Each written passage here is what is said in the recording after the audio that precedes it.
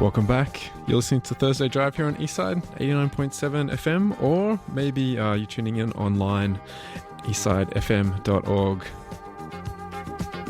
Right now, we're going to be heading over to 107 Projects in Redfern, where they've got a really interesting exhibit where, in fact, I was last night. And there's a fantastic augmented reality exhibit by the artist Sarah Tan, which in fact comes to life if you're able to bring your phone along. And I think everyone has a phone these days, so pretty much anyone can head along and point their phone at these artworks and see something completely different than you'd see with the naked eye. And joining me right now is Sarah Tan, the artist herself. Welcome, Sarah. Yeah, hi. Thanks, Nick. Thanks for having me on the show. No, not at all.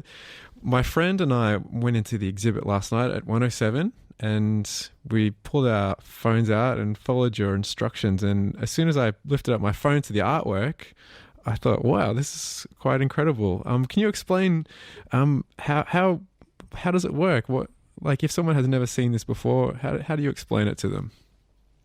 Yeah, sure. Yeah. So, yeah, thanks for your kind words. And yeah, so basically the technology that was being used is augmented reality, also known as AR. And basically I leveraged the technology that Instagram and Facebook has and developed all my artworks using a program called Spark AR that's developed by Facebook. And yeah, it's kind of as if I'm making a new Facebook or Instagram filter. I kind of changed it up and made it to detect my artworks and place motion graphics on it to show another reality to life. So it's a bit, I guess, for someone who may have not seen it, it's a little bit like when you're on Facebook or Instagram and you have a filter of like an animal or some sort of crazy background, but instead of your face changing through your phone, it's the artwork which is changing. Yeah, exactly. Yeah. So so like the filter is kind of trained to detect my artworks, and once my artwork is detected by the customers or the users, then a new kind of artwork will appear and animations will come out, and yeah.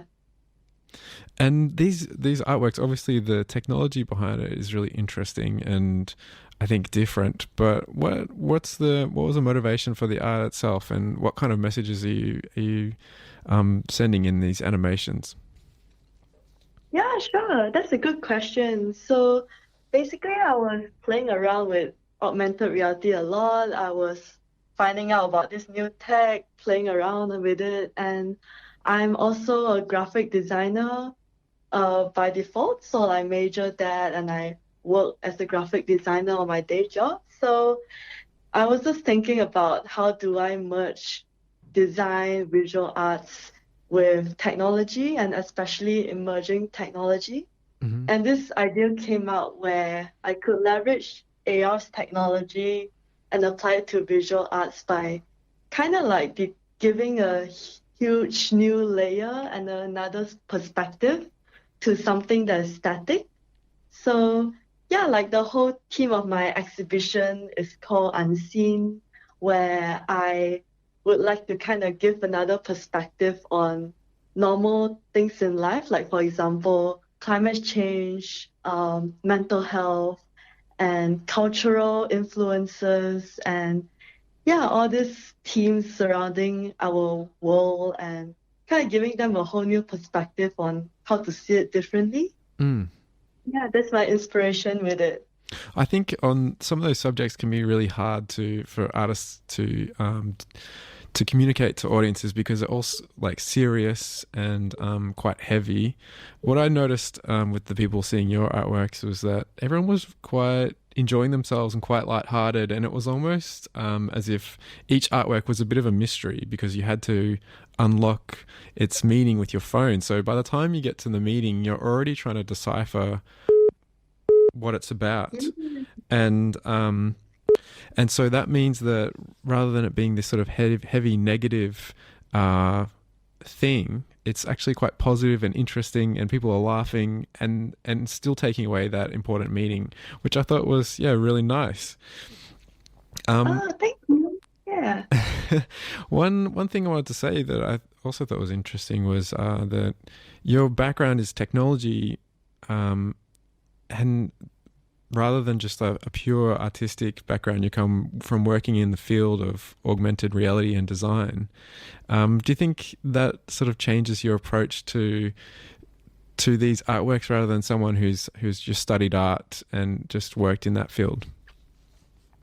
Yeah, yeah, I think definitely, definitely. I feel that as yeah, as technology advances and as the design industry kind of moves forward as well, it's quite natural to pick up new skills along the way and depending on what interests people. And for me, I really love technology and always like learning new things to implement in art and also to kind of like enhance the communication experience where like visual like art give yeah kind of like an illustration, a poster that communicates a message. I think it's great to use technology to try to kind of engage with the audience more. Mm.